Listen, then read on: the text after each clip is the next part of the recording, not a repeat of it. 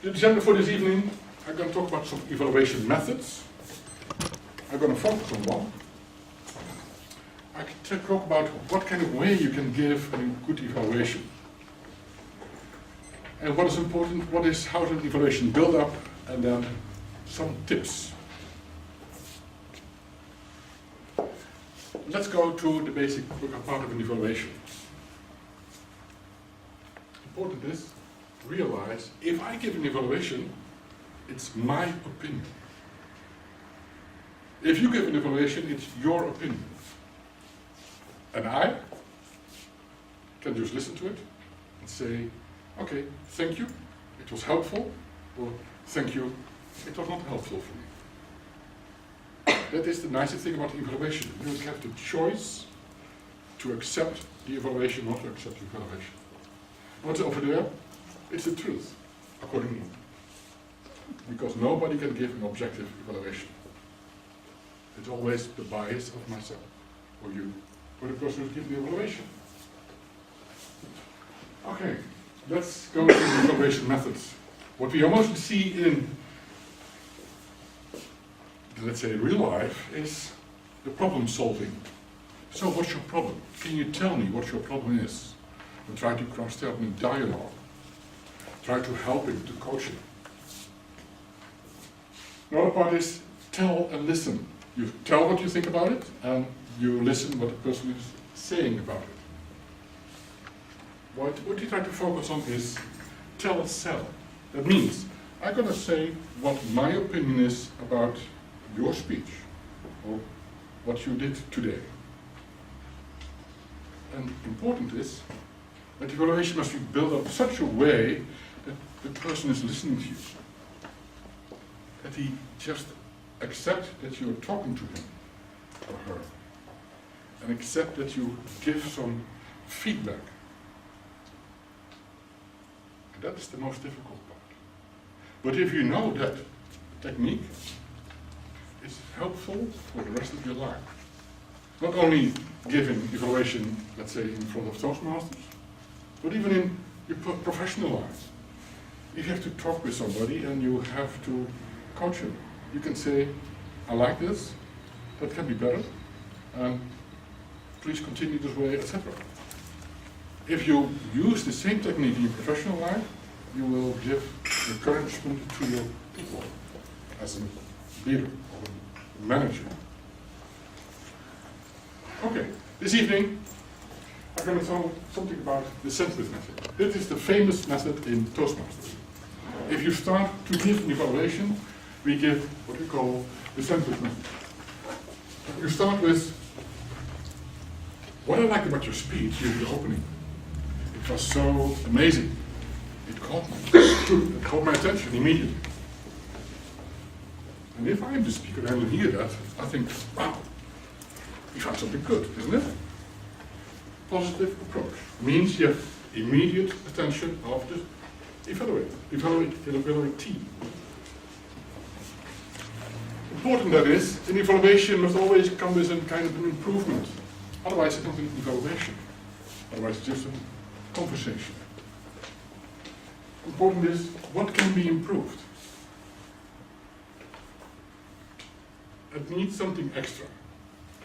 If only say, I didn't like that because of this, this, and this, and don't give him a tip how it can be improved, I don't give real good feedback, I think.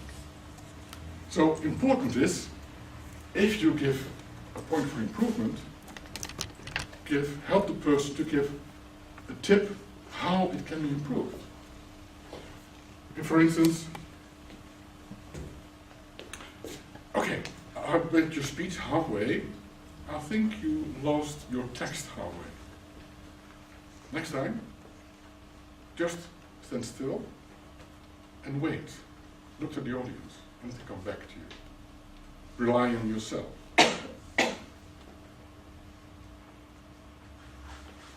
The tip can be all kinds of tips. Just give a remark, and you can give something extra that the person can use to make it better. And of course, the positive ending. If you only have positive, then something with the comments about it, and for new people to listen to comments, it's very difficult. And if you have 2 or 3 points what can be improved, most speakers think, was there nothing good anymore? So you end with something positive. And how I do it is, I look to the sticky parts in the speech. What caught my attention? It can be a joke and to laugh about. So I can end my evaluation with, and with this twist, what you made halfway the speech, you really was very nice to do because you got my attention with that. A positive remark at the end. A sticky point. So if you are preparing yourself for evaluation, first think about, okay, what was good about it? Can be the body language. Can be the voice. Of course, the objectives you had. If somebody has to create structure in the speech, it first is opening, body, and closure. Was the good opening? Yes. Mention plus. Was the good structure with 3 points? Yes. Or plus minus. Plus minus means perhaps some points that can be improved.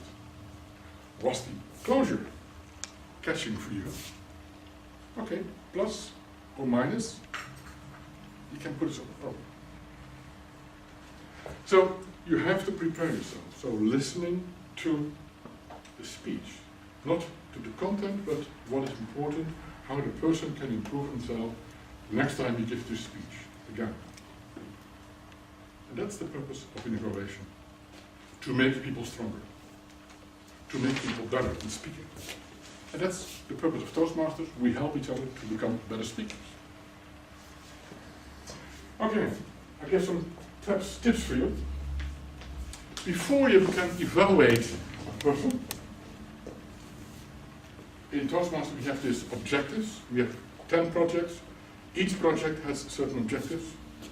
You have something with visual aids. So one of the objectives are the visual aids well prepared and well used. Did a person stand in front of this screen, or was it locked up between the screen and this? So all kinds of tips which you can give to the person to say, how can you use the stage? Because you want to get the attention of the audience, you have to use the stage. Important is show that you care. That means for me, listen very carefully. You have to prepare with the person itself. Now try to find out what is extra, what you can work on. Important is if you have a beginning speaker, you mustn't give a professional evaluation or advanced evaluation. Evaluation must always be on the level of the person itself. Listen actively and personalize your language. It's not, we think you gave a good speech, but I gave a good speech. That's how we see it. Other one, give positive reinforcement. I told you about, you can have some comments about the topic, but give always a speech. If you don't have a tip, don't comment on that, because then you don't know how to solve it. Motivational climate, that's very important, because we told them we want to help you to grow. Evaluate behavior, not people.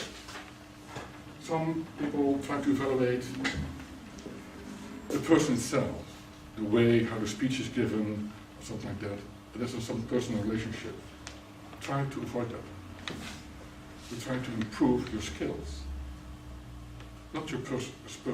You try to improve your skills, and that is our goal. And nourishes self-esteem. The better the evaluation is, the better the person can grow, have more self-esteem. And I've seen so many people starting in Toastmasters. We are already almost 10 years a member of Toastmasters. I've seen people give the first speech with the paper in the hand, standing in front of the audience, didn't dare to look over the paper. 4 or 5 times later, when they gave the 5th speech or the 6th speech, you saw them looking to the audience. There's much more self-esteem. And that is what you can create. And I told you about show the speaker how to improve. If you don't know how to improve it, if you don't know how to, what kind of improvement a person can make, don't comment on that. I repeat it, give only comments on something which you know how it can be improved. May I ask a question? Yep. Since there are some guests here this evening, could you explain what you mean by we do not evaluate content? Oh yeah, that's fine.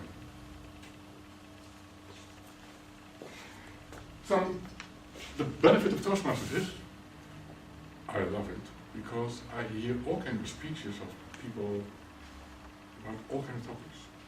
It can be nature, health, healthy food, all kinds of things more. It's their opinion. It's very important for them. Because if they give a speech, especially in an environment like this, they have to learn to speak in public, they choose something that's very close to their heart. So you learn a lot about people. Sometimes you do not agree with the person. But that's not important, because that's your opinion versus the other person's opinion. We never evaluate the content of the speech. That means we never go into the discussion. Last time we gave a speech about merging with Germany. I think we had a small discussion about that. But you never go to a discussion with this. It's more, you evaluate the topics of the speech, the objectives of the speech. And never about merging with Germany, because that is not the purpose of the speech. Yeah, that's, thank you for the question. If somebody else has a question, please do that. Let's, you interact with the evening.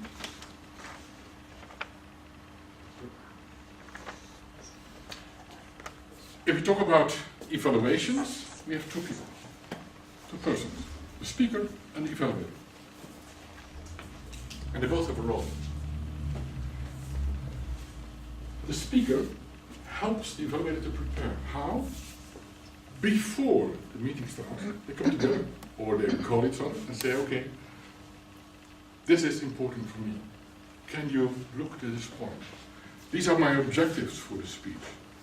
Last speech, I didn't do well in this end. Can you focus on it too? What kind of tips can you give me?